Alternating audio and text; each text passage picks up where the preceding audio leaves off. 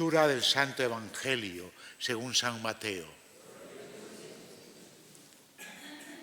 En aquel tiempo, al ver Jesús el gentío, subió al monte, se sentó, y se acercaron sus discípulos, y abriendo su boca les enseñaba diciendo: Bienaventurados los pobres en el espíritu, porque de ellos es el reino de los cielos.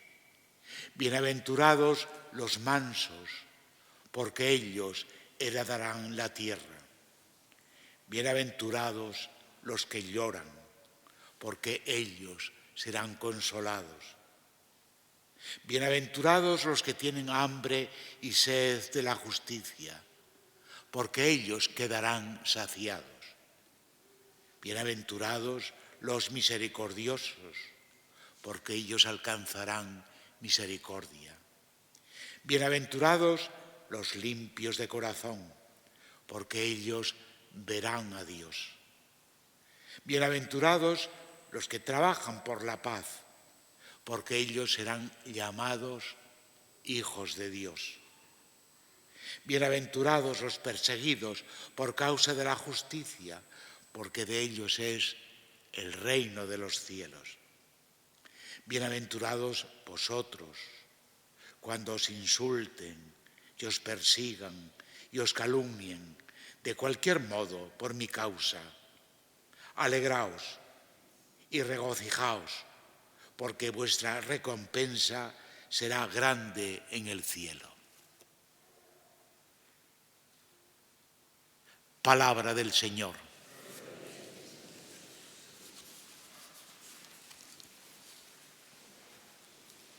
El domingo pasado, o el sábado, vimos a Jesús que iniciaba su vida pública en la Galilea de los gentiles, no en Jerusalén, sino en las periferias, en la Galilea pagana. Y le vimos que elegía allí también a sus colaboradores, a los que iban a tomar parte también con él en la misión que traía. Y como visteis, no eligió a doctores, ni a sumos sacerdotes, ni a gente de gran escala. Fue a buscar unos pescadores sin mucha cultura, y con ellos comenzaría esta gran empresa divina que es la Iglesia de Jesucristo, que aquí está, con esos cimientos, en el año 2026. Así que nadie se puede disculpar diciendo: yo no valgo para esto, yo no tengo nada que hacer. Empezó con Pedro, Andrés, Santiago, Juan, pescadores, como de Cimadevilla, y con esos realmente llevó a término esta iglesia que sigue navegando, que sigue por el mar, buscando puerto también y buscando gente. Bien, eligió a sus colaboradores. Hoy nos dice a todos cómo tenemos que vivir, cuáles son los valores de nuestro ADN como cristianos, como discípulos de Jesucristo. ¿Cuál es nuestra marca, nuestro sello, nuestra identidad? Y fijaos cómo empieza: bienaventurados. Así empieza el primer discurso de Jesús. San Mateo, pues, escribió su Evangelio dividiéndolo en 5 discursos. Este discurso que comienza hoy, el de las bienaventuranzas, que es el de la montaña. El segundo es el de la misión que va a desempeñar. El tercer discurso es el del discipulado, cómo tienen que ser los discípulos. El cuarto es el de las parábolas. Y el quinto es el de el apocalíptico: venid benditos de mi Padre, porque tuve hambre, me disteis de comer, tuve sed y me disteis de beber. Bien, Pues el primer discurso empieza así: dichosos, felices. Así que ya sabéis, si queréis ser discípulos del Señor, tenéis que sentir la felicidad en el corazón. Bienaventurados, posiblemente la traducción no me gusta mucho. Yo he mirado el diccionario de la Real Academia Española. Bienaventurado tiene 3 acepciones. La primera es: bienaventurado aquel que goza ya de la presencia de Dios en el cielo, el que está en el cielo. El que está en el cielo es un bienaventurado. El segundo es el dichoso, el feliz, el alegre. Pero el tercero es el cándido. Cuando yo era pequeño, esa palabra, no seas bienaventurado, como diciendo, no seas cándido, no seas tontón, no te dejes engañar. Pues las 3 acepciones. Por eso a mí me gustaría más que comenzara, no bienaventurados los pobres en el espíritu, felices los pobres en el espíritu. Bien, esta semana el acontecimiento ha sido el funeral por los que han muerto, los muertos en el desastre ferroviario de Adamuz. Realmente fue un acontecimiento estremecedor y yo pienso que ha marcado también un hito en España, ¿no? Realmente la Liliana, con aquellas palabras, llegó al corazón de todos, conmovió a todo el mundo. Todo el acontecimiento fue realmente una muestra de lo que es el pueblo sencillo español. Muchos iban temiendo que a lo mejor les silbaran o les gritaran. No. En la Iglesia somos hermanos y desde la fe cristiana sabemos ser misericordiosos, aunque naturalmente exijamos realmente conocimiento de la verdad. Fue un revival religioso importante, el acontecimiento como tal, que se puede sumar a lo de Rosalía. Se habla de que hay un revival, a ver cuándo llega a Gijón, digo yo, que hay un revival religioso. Incluso algunos se llevan las manos a la cabeza porque dicen que la juventud va hacia la derecha. Pues yo pienso que va hacia la paz, hacia la serenidad, hacia la convivencia, a que no podemos estar enfrentados, a que realmente todos nos podemos entender aunque pensemos distinto, a que no queremos violencias y enfrentamientos, sino que queremos realmente vivir en paz y trabajar por una humanidad mejor, ¿no? Bien, pues se puede sumar este acto al de Rosalía, al de la película famosa de Los Domingos, y se puede sumar a otro, a gospel. Mirad, Antonio Banderas, como veis hablo del día, Antonio Banderas ha reinterpretado otra vez este musical gospel que nació en América en el año 1968. Digo con un poco de vergüenza cómo nació, porque nació como una crítica a los homilías y sermones que escuchaban en las iglesias, que eran anacrónicos. Y entonces unos estudiantes convirtieron el Evangelio en una pieza de teatro donde contaban las parábolas, las representaban, y un coro pues respondía precisamente al acontecimiento con unas canciones que son muy famosas. Bien, ese acontecimiento al final acabó siendo un musical y se sigue representando.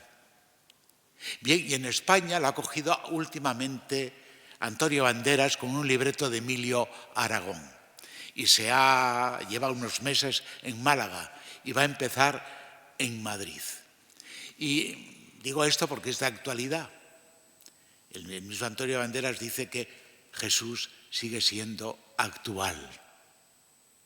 Digo esto para, de alguna manera, coger un poco de brío y de coraje y no acobardarnos en estos tiempos en que vivimos y hacer, de alguna manera, nuestra fe también una manifestación pública de valores, que son los valores que acabamos de escuchar en el Evangelio de las Bienaventuranzas. Bien, pues va a reinterpretar y pone como marco, como eso, la la violencia en el mundo, la guerra. Por eso mi lema de el Evangelio para la vida es también gospel, es también dentro de ese lema un escenario más, un escenario más. Y creo que el acontecimiento es pues muy visitado, que casi no hay entradas, pues va a funcionar unos meses en Madrid. Digo esto porque para que de alguna manera nos demos cuenta que este mundo nuestro pues tiene también cosas importantes que debemos apreciar y que debemos valorar.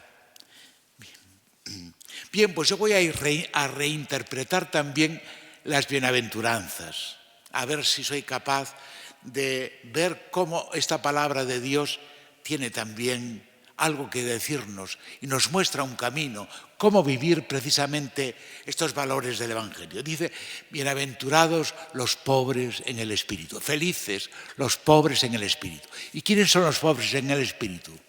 Pues no son los number-one, los autócratas, los egoístas, los narcisistas, son los que necesitan de Dios y de los demás.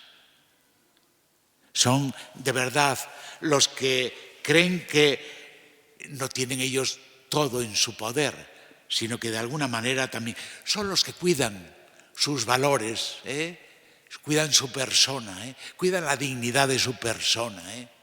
Son precisamente eso, son los que, iba a decir, no imponen, sino que convencen con su testimonio, con su coherencia de vida. Y pues estos son los pobres, y los humildes, los sencillos, los que dan valor a los demás, los que aprecian al otro, los que creen en el diálogo. Bien, como veis, pues estos son los pobres, son los que cuidan su vida interior.